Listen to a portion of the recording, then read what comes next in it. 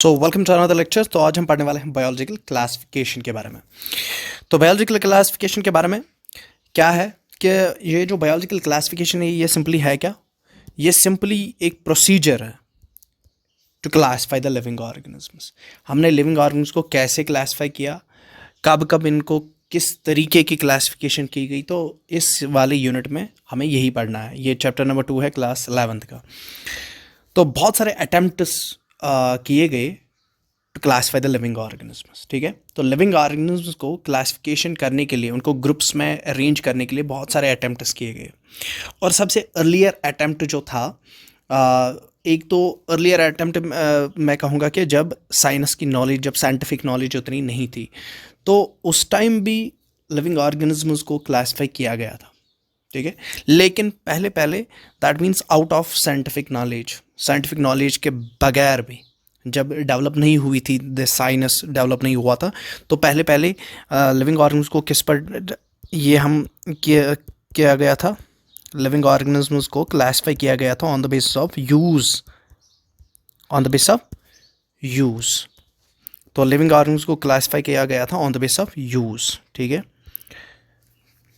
Use पर किया गया था इनको क्लासीफाई। ठीक, for example use to humans, तो ह्यूमन्स के लिए कौन फ़ायदेमंद था, कौन बेनिफिशियल था, तो उसी के हिसाब से, या कौन नुकसानदेह था, तो उसी के हिसाब से लिविंग ऑर्गेनिजम्स को अर्ली स्टेज में क्लासीफाई किया गया था।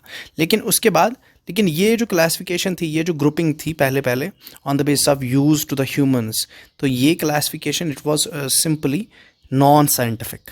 ये नॉन साइंटिफिक क्लासिफिकेशन थी, ये साइंटिफिक नहीं थी। It was non scientific classification. ठीक है, तो इसके बाद क्या हुआ, इसके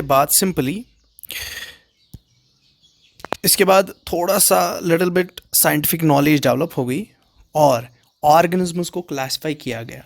बट जो अर्लीस्ट साइंटिफिक अटेम्प्ट जो था, जिस पर लिविंग ऑर्गेनिज्म क्लासिफाई की गए थे, तो वो अटेम्प्ट किसका था? एरिस्टोटल का। तो एरिस्टोटल जो थे, Aristotle one of the first person थे इस वर्ल्ड में जिसने लिविंग ऑर्गेनिजम्स को क्लासिफाई किया था ऑन द साइंटिफिक बेसिस। ठीक है, तो एरिस्टोटल ने on some scientific basis organisms को क्लासिफाई किया। अब किस में ऑर्गेनिजम्स को क्लासिफाई किया? सिंपली उसकी जो क्लासिफिकेशन थी that was based on morphological characters. ठीक है, तो एरिस्टोटल ने यूज़ ऑफ साइनस नॉलेज, ठीक है, यूज़ ऑफ साइनस नॉलेज, उसने साइनस नॉलेज का यूज़ किया और उसने किया क्या, उसने अर्ली क्लासिफिकेशन की लिविंग ऑर्गेनिजम्स की। लेकिन किस पर उसने क्लासिफिकेशन की? उसने क्लासिफिकेशन की, but that classification was based on the morphological characters. वो क्लासिफिकेशन किस पर बेस्ड थी? That was based on morphological characters. तो क्लासिफिकेशन ऑफ लिविंग ऑर्गेनिजम्स हुई एरिस्टोटल के ज़रिए, लेकिन किस पर? Based on morphological characters. अब व्हाट आर मॉर्फोलॉजिकल कैरेक्टर्स? क्या होती है मॉर्फोलॉजिकल कैरेक्टर्स, किन को हम कहते हैं?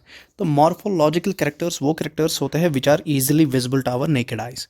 जो कैरेक्टर्स हमें आंखों से दिखाई देते हैं, उन कैरेक्टर्स को हम क्या कहते हैं? Morphological characters. तो एरिस्टोटल ने भी upon the basis of morphological characters, ठीक है, तो क्लासिफिकेशन की लिविंग ऑर्गेनिजम्स की। और जब इसने क्लासिफिकेशन की तो इसने क्लासिफाई किया प्लांट्स को, इसने लिविंग ऑर्गेनिज्म को क्लासिफाई किया। किस में इसने लिविंग ऑर्गेनिज्म को क्लासिफाई किया? देखो, इसने क्लासिफाई किया लिविंग ऑर्गेनिजम्स को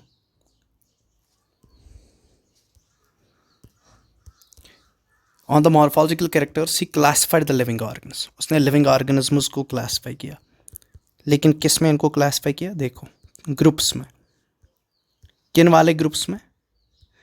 उसने बना दिए प्लांट्स, ठीक है, उसने प्लांट्स बना दिए और उसने एनिमल्स बना दिए। पहले इसने क्या किया? पहले इसने लिविंग ऑर्गेनिज्म को एनिमल्स और प्लांट्स में डिवाइड अप कर दिया, एनिमल्स एंड प्लांट्स, ठीक है। तो एनिमल्स एंड प्लांट्स, एनिमल्स और प्लांट्स में इनको डिवाइड किया। उसके बाद प्लांट्स को किस पर डिवाइड कर दिया, प्लांट्स को डिवाइड कर दिया इनटू ट्रीज, शर्बस एंड हर्बस, ठीक है। ट्रीज, शर्बस एंड हर्बस, इतनी बात। और देखो पहले इसने लिविंग ऑर्गन्स को क्लासिफाई किया, लेकिन उस पर भी कोई बेस थी कि किस बुनियाद पर इसने लिविंग ऑर्गन्स को क्लासिफाई किया, on the base of red blood. जिनमें रेड ब्लड था दे वर कॉल्ड एज एनिमल्स, जिनमें नहीं था दे वर कॉल्ड एज प्लांट्स, ठीक है। तो एनिमल्स में इन्होंने एनिमल्स को भी क्लासिफाई किया कि किस पर, एनिमल्स को क्लासिफाई किया गया हैविंग रेड ब्लड, तो red blood animals and no red blood animals.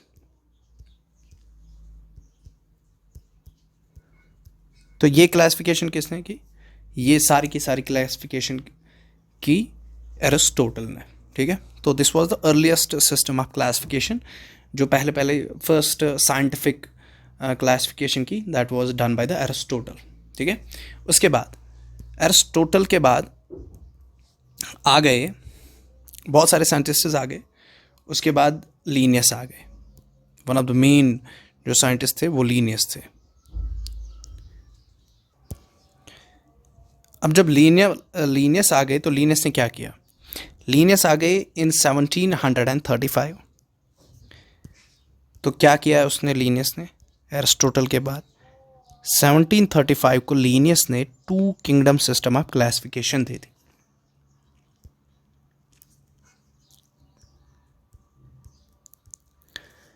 क्या दे दिया लीनियस ने, टू किंगडम, ठीक है, टू किंगडम क्लासिफिकेशन।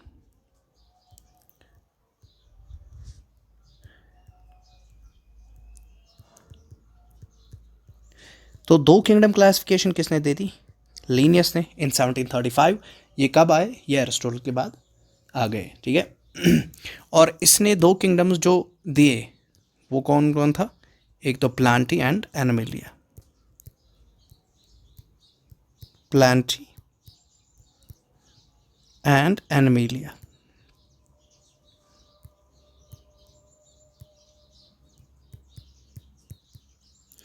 तो प्लांटी और एनिमलिया इसने दो किंगडम्स दे दिए, ठीक है। अब देखो जो ये थे इसमें सारे प्लांट्स और एनिमल्स क्या थे, इसमें सारे प्लांट्स आते थे, all plants come inside the Plantae and all animals came inside the Animalia. तो ये जो ये वाला सिस्टम था लीनियस का टू किंगडम सिस्टम, तो ये उतना ज़्यादा सही नहीं था, इसमें कुछ ड्रॉबैक्स थे, क्योंकि ये एक एमलगम था।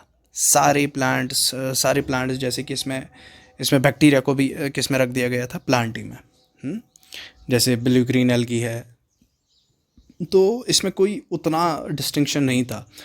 तो इस two kingdom system of classification का क्या था, ड्रॉबैक भी था, इसका ड्रॉबैक था। तो जो इसका ड्रॉबैक था बेसिकली इसमें डिस्टिंग्विश हम नहीं कर पाते थे कि प्रोकैरियोटिक कौन है, यूकैरियोटिक कौन है, क्योंकि दोनों प्रोकैरियोटिक और यूकैरियोटिक इन्हीं दो किंगडम्स में बांटे गए थे। तो नो डिस्टिंक्शन, एक ड्रॉबैक इसका क्या था, इसका ड्रॉबैक था कि prokaryotic and eukaryotic are placed, prokaryotic और यूकैरियोटिक एक ही फाइलम में थे, ठीक है। प्रोकैरियोटिक यूकैरियोटिक, यहाँ पर कोई ये नहीं था कि प्लांट्स में प्रोकैरियोट्स आते हैं तो एनिमल्स में यूकैरियोट्स आते हैं, ऐसा कुछ था ही नहीं। तो दैट मीन्स यहाँ पर प्रोकैरियोटिक यूकैरियोट्स के दरमियान कोई डिफरेंस ही नहीं आ रही थी। ना तो ये इसमें क्या आ रहा था, ना तो इसमें यूनिसेलर और मल्टीसेलर का डिफरेंस आ रहा था। इसमें यूनिसेलर भी थे, मल्टीसेलर भी थे। तो यूनिसेलर और मल्टीसेलर कॉमन ग्रुप्स इनके हो गए थे, मल्टी सेल्यूलर,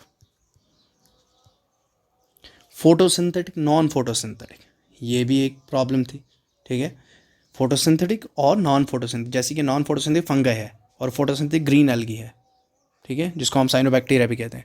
तो ये इनको लगा दिया गया था फॉर एग्जाम्पल इन्हीं ग्रुप्स में।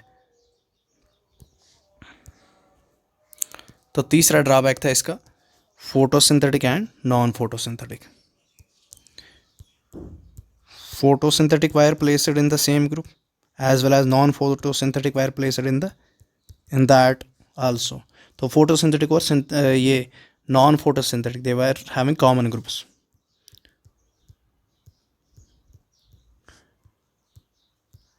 नॉन फोटोसिंथेटिक यहाँ पर एग्जाम्पल में दूंगा फंजाई, जैसे कि आज हमें वो पता है कि फंजाई नॉन फोटोसिंथेटिक है। या फोटोसिंथेटिक कौन होता है? Blue green algae. तो they were placed in the same group, plantae, blue green algae.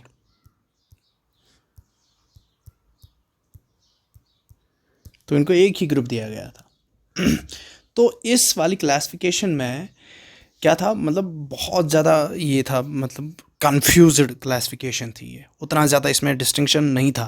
मतलब हम क्लियरली किसी ऑर्गेनिज्म के मतलब क्लियरली वो क्लासिफाई अच्छे से नहीं हुआ था। तो इसीलिए इसके बाद क्या आ गए, इसके बाद बहुत सारी क्लासिफिकेशंस आ गई, ठीक। और इसी तरीके से ये जो टू सिस्टम क्लासिफिकेशन, जो टू किंगडम क्लासिफिकेशन थी, ये लंबे समय तक तो यूज़ हो गया, लेकिन उसके बाद क्या हो गया, इट वाज रिप्लेस्ड, ये रिप्लेस हो गया, ठीक है। तो वहाँ पर ज़रूरत पड़ी कि इसमें जो बड़ा कन्फ्यूज्ड किस्म की ये क्लासिफिकेशन थी और एक एज ए जनरल क्लासिफिकेशन थी।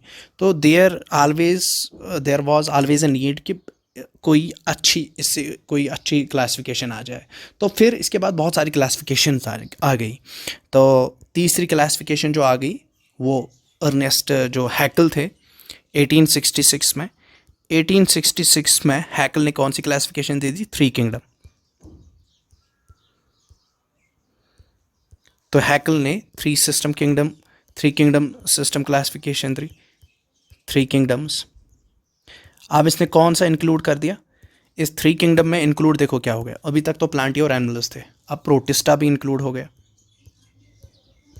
Protista, Plantae and Animalia. तो देखो थोड़ी थोड़ी क्या हो रही है, थोड़े थोड़े ऑर्गेनिजम्स मतलब इनको सेपरेट किया गया। ये आ गई थ्री किंगडम। और इस थ्री किंगडम के बाद क्या आ गया? थ्री किंगडम के बाद आ गया there was two empire system भी आ गया। टू एम्पायर किसने दे दिया? इट वाज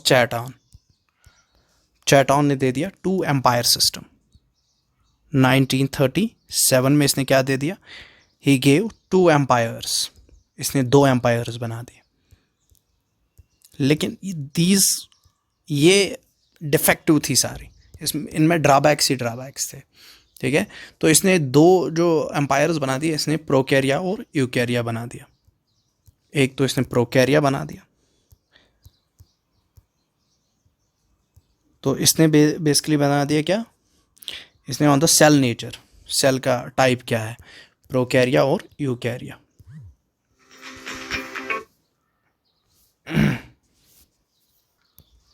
तो इसके बाद आए टू एम्पायर सिस्टम भी पे आ गया, वो 1937 में किसने दे दिया? चैटॉन। तो चैटॉन ने क्या दे दिया? Chatton gave two empire system, not two kingdom, two empire, दो एम्पायर सिस्टम दे दिया इसने और ज़्यादा सफिस्टिकेटेड क्लासिफिकेशन दे दी। इसने लिविंग ऑर्गन्स को डिवाइड किया किस पर? दो एम्पायर्स में, प्रोकैरिया एंड यूकैरिया।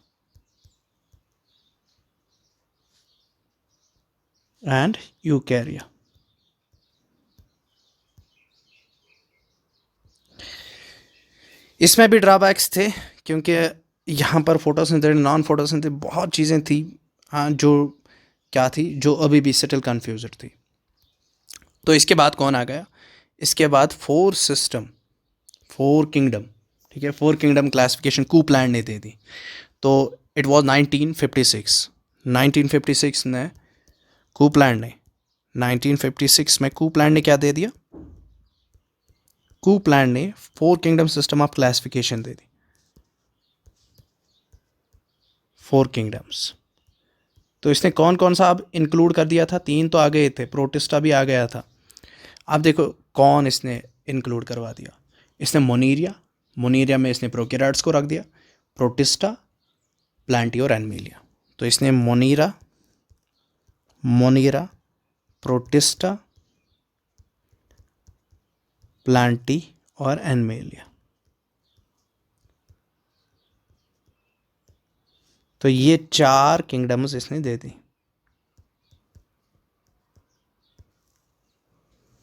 ठीक है, कूपलैंड ने। इसके बाद एक और क्लासिफिकेशन आ गई। तो जो सबसे मतलब आज तक जो क्लासिफिकेशन चलती है वो है व्हाइटेकर की, जो 1969 में। तो यहाँ का डेट इम्पॉर्टेंट है, अगर कोई भी डेट याद नहीं रहे बट ये वाला डेट इम्पॉर्टेंट है, 1969, R.H. व्हाइटेकर। तो विटाकर ने क्या किया? विटाकर ने 5 किंगडम क्लासिफिकेशन दे दी, और इस चैप्टर में हमें इसी क्लासिफिकेशन के बारे में आगे पढ़ना है। तो 5 किंगडम, तो इन 5 किंगडम क्लासिफिकेशन में क्या क्या था? 5 किंगडम्स कौन थे? मोनीरिया भी था, प्रोटिस्टा भी था। इसमें देखो अब क्या इंक्लूड हो गया? फंजाई इंक्लूड हो गया, एनिमेलिया और प्लांटी। तो दीज वर द 5 किंगडम्स। तो ये तो हमें आगे जाके इस चैप्टर में पढ़ना ही पढ़ना है इसके बारे में। लेकिन थोड़ा सा क्लासिफिकेशन में आगे हम चलते हैं। तो इसके बाद भी और एडवांस्ड लेवल ऑफ क्लासिफिकेशंस होगी जो कार्ल वूज ने दे दी। तो वूज ने एक क्लासिफिकेशन दे दी जो 6 किंगडम्स थी। ठीक है, ये 1977 को इसने दे दी 6 किंगडम्स। इसने 6 किंगडम क्लासिफिकेशन दे दी। अब 6 किंगडम्स में कौन कौन सा आ गया था? इसने क्या किया था? तो देखिए इसने सिंपली किया क्या? इसने मोनीरियंस को थोड़ा सा चेंज किया। इसने मोनीरियंस को यूबैक्टीरिया,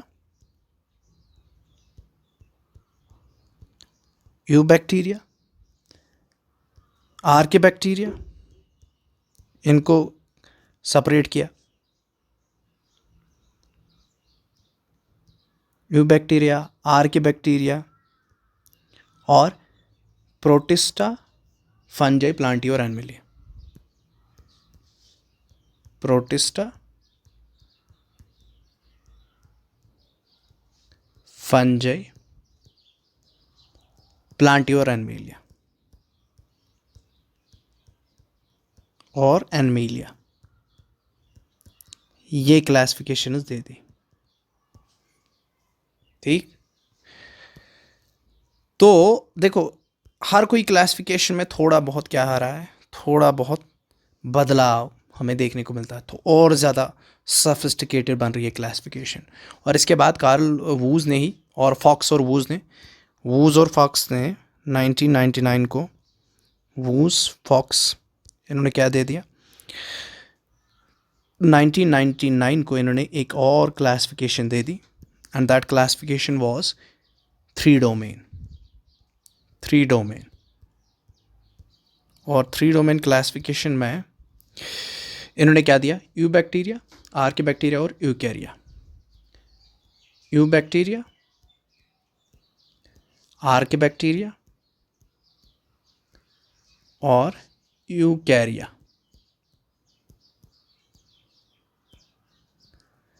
तो ये तो था किसके बारे में? It was basic about the classification.